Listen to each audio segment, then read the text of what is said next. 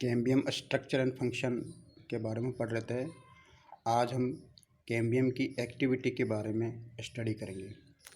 Cambium की activity, इसे हम कहते हैं कैम्बियम की सक्रियता।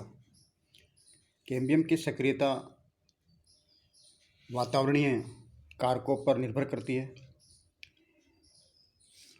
अर्थात यदि ट्रॉपिकल रीजन है तो वहाँ पर वर्ष भर उच्च तापक्रम तथा उच्च आर्द्रता बनी रहती है। इसलिए ऐसे क्षेत्रों में उगने वाले वृक्षों में कैम्बियम की सक्रियता लगभग एक समान रहती है, जबकि टेम्परेट क्षेत्रों में पाए जाने वाले वृक्षों में कैम्बियम की सक्रियता एक समान नहीं रहती। यह क्षेत्र हमारे भारत के उत्तरी हिमालय क्षेत्र में पाया जाता है। उत्तरी हिमालय क्षेत्र का जो जलवायु है वो टेम्परेट है, जहाँ पर मौसम परिवर्तन की घटना देखी जाती है, जबकि हमारा भारत का अधिकांश भाग उष्णकटिबंधीय है।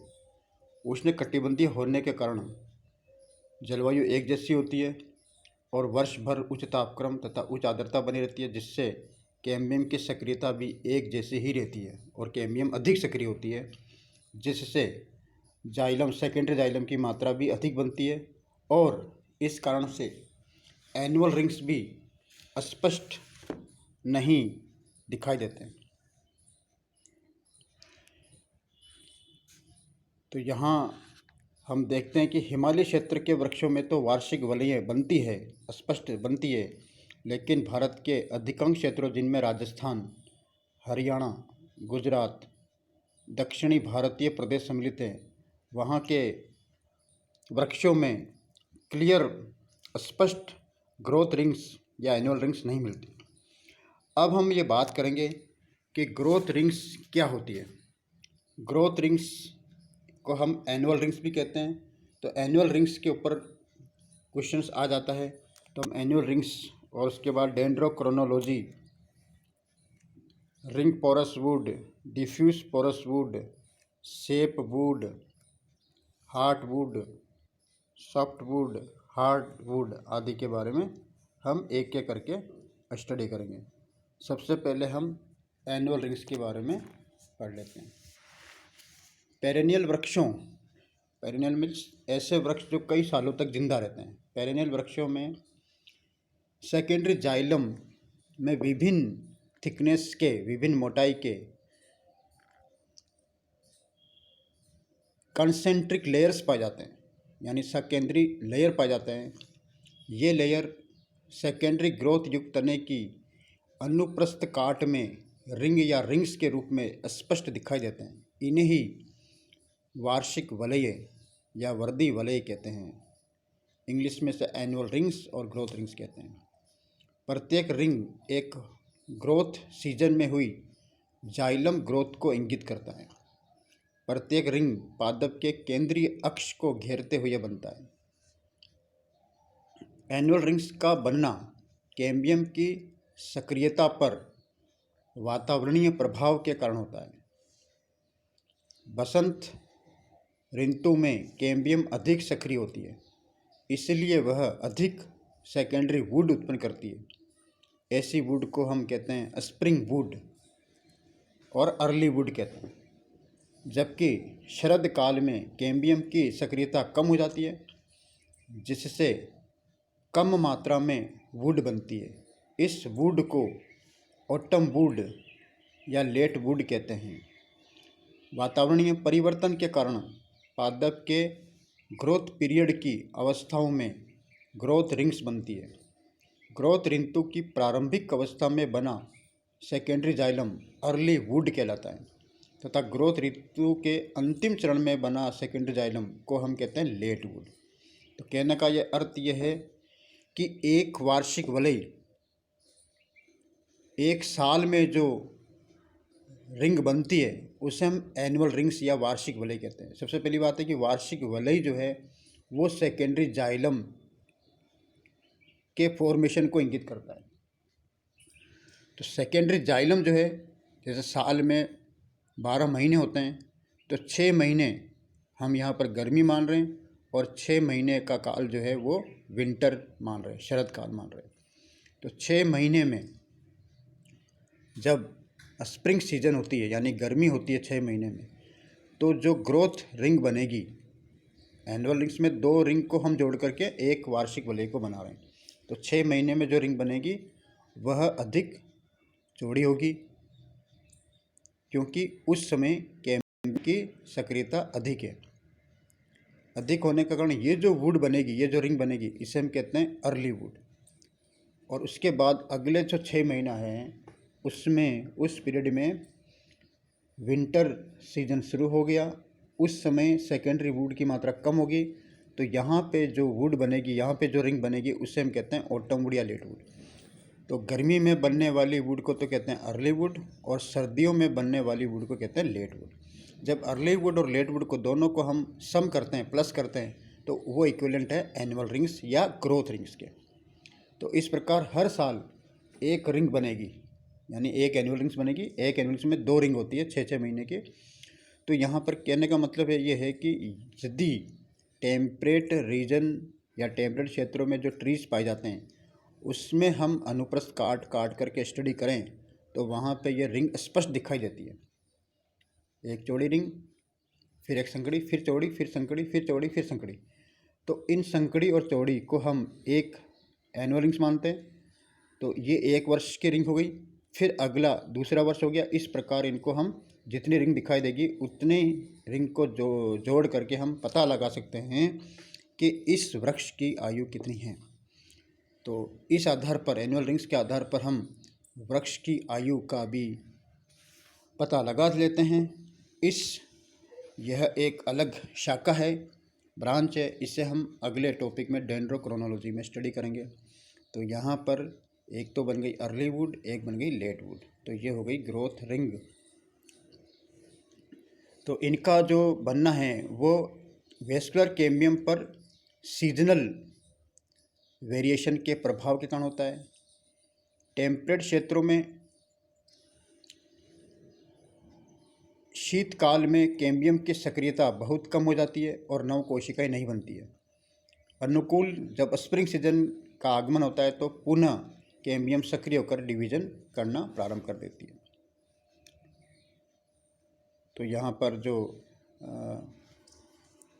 स्प्रिंग वुड को हम समर वुड भी कहते हैं, अर्ली वुड भी कहते हैं, और ऑटम वुड, लेट वुड को हम विंटर वुड भी कहते हैं। इस प्रकार सेकेंडरी ग्रोथ युक्त तने में बसंत व पतझड़ कास्ट को ईजिली ही हम सरलता से विभेदित कर सकते हैं। सेकेंडरी ग्रोथ युक्त तने की अनुप्रस्थ काट में इन वलयों की कंसेंट्रिक वलय स्पष्ट दिखाई देती हैं। प्रत्येक वलय में भीतर की ओर बसंत कास्ट तथा बाहर की ओर पतझड़ कास्ट होता है। एक वर्ष में द्वितीयक वृद्धि में एक अधिक चौड़ा वलय बसंत कास्ट का यानी स्प्रिंग वुड का तथा दूसरा कम चौड़ा वलय ऑटम वुड का होता है। वार्षिक वलयों में ये एक दूसरे से एकांतरित पाए जाते हैं। इस प्रकार ये एनुअल रिंग्स के बारे में बताना। फिर आता है डेंड्रोक्रोनोलॉजी। जैसे अभी बताया था, वार्षिक वलयों की संख्या गिनकर वृक्ष की आयु ज्ञात करने के विज्ञान को डेंड्रोक्रोनोलॉजी कहते हैं। वार्षिक वलयों की चौड़ाई वृक्ष की वृद्धि दर पर निर्भर करती है। वार्षिक वलय या वृद्धि वलय प्राय टेम्परेट क्लाइमेट में पाए जाने वाले वृक्षों का एक विशेष लक्षण है, क्योंकि इस क्षेत्र में जलवायु परिवर्तन स्पष्ट होते हैं, जबकि ट्रॉपिकल क्लाइमेट में पाए जाने वाले वृक्षों में वार्षिक वलय नहीं बनते, क्योंकि वहाँ वर्ष भर जलवायु लगभग एक समान रहती है। एशिया महाद्वीप के वृक्षों की तुलना में यूरोपीय देशों के वृक्षों में वार्षिक वलयें स्पष्ट होती है। तो इस प्रकार एनुअल रिंग्स को हम गिन करके हम वृक्ष की आयु का पता लगा लेते हैं। तो इस ब्रांच को हम कहते हैं डेंड्रोक्रोनोलॉजी। अब हम आते हैं रिंग पोरस और डिफ्यूज पोरस वुड क्या होती है। रिंग पोरस वुड और diffuse porous wood. Ring porous wood इस प्रकार की वुड में अर्ली वुड तथा लेट वुड, जैसा कि मैं बताया था कि स्प्रिंग सीजन में कैम्बियम की सक्रियता अधिक हो जाती है, जबकि विंटर सीजन में कैम्बियम की सक्रियता कम हो जाती है। इसलिए दोनों प्रकार की जो वुड है वो अलग अलग दिखाई देती है। यहाँ पर स्प्रिंग सीजन में कैम्बियम की सक्रियता अधिक होती है, तो वहाँ पे जाइलम जो बनेगा उसमें बड़े बड़े यानी चौड़े चौड़े वेसल्स होंगे, और जबकि स्प्रिंग सीजन में जब कैम्बियम की सक्रियता कम हो जाती है तो वहाँ पे जाइलम में जो वेसल्स हैं, वुड वेसल्स, वह छोटी होगी। तो इस प्रकार दोनों जाइलम वेसल्स अलग अलग होगी, एक चौड़े आकार की होगी और एक संकड़े आकार की होगी। तो हम इनको आसानी से विभेदित कर सकते हैं कि ये जो वार्षिक वलय हैं ये स्पष्ट दिखाई दे रहे हैं, और ये टेम्परेट जलवायु में उगने वाले वृक्षों में इस प्रकार के वुड पाई जाती है। इस प्रकार की वुड को हम कहते हैं रिंग पोरस वुड। तो यहाँ पर रिंग पोरस वुड टेम्परेट जलवायु में उगने वाले वृक्षों में स्पष्ट दिखाई देती है। इनके कुछ एग्जाम्पल हैं जो आपको याद रखने हैं। इसमें हैं मोरस को हम कॉमनली मलबेरी या शहतूत कहते हैं। दूसरा जो ट्री है वो है सागवान का, इसका बोटेनिकल नेम है टेक्टोना। तो शहतूत का बोटेनिकल नेम मोरस हो गया और सागवान का बोटेनिकल नेम टेक्टोना है। तो ये दो नाम आपको याद रखने हैं। इनमें रिंग पोरस वुड पाई जाती है, यानी ये टेम्परेट जलवायु में उगने वाले वृक्षों के एग्जाम्पल है। अब डिफ्यूज पोरस वुड उनमें बनती है जहाँ पर जलवायुवीय परिवर्तन नहीं पाया जाता, अर्थात ट्रॉपिकल क्षेत्रों में पाए जाने वाले वृक्षों में डिफ्यूज पोरस वुड होती है। यहाँ पर जलवायु परिवर्तन नहीं होगा, इसलिए कैम्बियम की सक्रियता भी एक समान रहेगी, और इसमें चाहे वो कोई भी सीजन हो, दोनों की जाइलम वाहिकाएँ वेसल्स लगभग समान मोटाई की होगी या समान आकार की होगी, और दोनों प्रकार की वुड में हम विभेद नहीं कर सकते हैं। दोनों एक समान प्रकार की होगी। सभी वेसल्स वुड में यूनिफॉर्मली यानी समान रूप से बिखरी हुई पाई जाती है, इसलिए इस प्रकार की वुड को हम कहते हैं diffuse porous wood. Porous word इसलिए हमने काम में लिया क्योंकि यहाँ पर जाइलम वेसल्स, वुड में जाइलम वेसल्स होते हैं, इसलिए हम कहते हैं पोरस। तो डिफ्यूज पोरस वुड और रिंग पोरस वुड, ये दोनों ही प्रकार की जो वुड है ये एंजियोस्पर्म्स के वृक्षों में ही पाई जाती है। जिम्नोस्पर्म्स के वृक्षों में जाइलम वेसल्स नहीं पाए जाते हैं, इसलिए जिम्नोस्पर्म्स का यहाँ पर कोई एग्जाम्पल हमको नहीं देना है। जैसे पूर्व में जो रिंग पोरस वुड है उसमें मैंने शहतूत मोरस और सागवान टेक्टोना बताया, ये दोनों ही एंजियोस्पर्म्स के एग्जाम्पल हैं। तो यहाँ पर ट्रॉपिकल जलवायु में उगने वाले वृक्षों में डिफ्यूज पोरस वुड होगी, तो इनके 2 एग्जाम्पल या 3 एग्जाम्पल आपको याद रखने हैं। इसमें पहला जो वृक्ष है वो है कटहल। कटहल का जो बोटेनिकल नेम है वो है आर्टोकार्पस। आप स्पेलिंग नोट कर सकते हैं, ARTOCARPUS, आर्टोकार्पस कटहल है। बबूल का बोटेनिकल नेम है अकेशिया, ACACI है, अकेशिया। इसी प्रकार आम भी इसी में आता है। आम का बोटेनिकल नेम है मैंजीफेरा, MANGIFERA, मैंजीफेरा। अभी जैसे हमने अभी बताया था कि जिम्नोस्पर्म्स की जो वुड है उसमें वेसल्स नहीं पाई जाती। वहाँ पर जो जाइलम का जो फॉर्मेशन है वह ट्रैकिड से ही होता है। वेसल्स नहीं होने से इनमें पोर्स नहीं पाए जाते हैं, यानी छिद्र नहीं पाए जाते हैं। जिम्नोस्पर्म्स की वुड में छिद्र का मतलब है कि वेसल्स को हमने छिद्र के इक्विवेलेंट माना है, तो वेसल्स नहीं होने से इसमें छिद्र भी नहीं होंगे। अतः यह जो जिम्नोस्पर्म्स की वुड है वो वुड कैसी होगी? नॉन पोरस वुड होगी, नॉन पोरस वुड। यहाँ पे रिंग पोरस और डिफ्यूज, यानी पोरस वुड 2 प्रकार की होगी, रिंग पोरस और diffuse porous. Ring porous wood तो जो है टेम्परेट जलवायु वाले क्षेत्रों में उगने वाले वृक्षों में पाई जाती है। और डिफ्यूज पोरस वुड जो है वह ट्रॉपिकल जलवायु वाले क्षेत्रों में उगने वाले वृक्षों में पाई जाती है। और नॉन पोरस वुड का एग्जाम्पल है जिम्नोस्पर्म। तो अब आपको स्पष्ट हो गया कि जिम्नोस्पर्म्स की वुड तो है नॉन पोरस और एंजियोस्पर्म्स की वुड है पोरस। और पोरस वुड भी फिर दो प्रकार की होती है कि कौन सी जलवायु के प्रकार में वृक्ष पाया जाता है। तो आपको यह ध्यान रखना है, अगर ट्रॉपिकल जलवायु वाले क्षेत्र में जो वृक्ष पाए जा रहे हैं वहाँ पर ट्रॉपिकल में क्या है कि जलवायु परिवर्तन नहीं है, तो वहाँ पे वुड होगी डिफ्यूज पोरस। बस ये ध्यान रखना आपको। और रिंग पोरस जहाँ पे टेम्परेट जलवायु में उगने वाले वृक्ष पाए जाते, जहाँ पे जलवायु परिवर्तन स्पष्ट होता है, तो वहाँ पे रिंग पोरस वुड हो गई।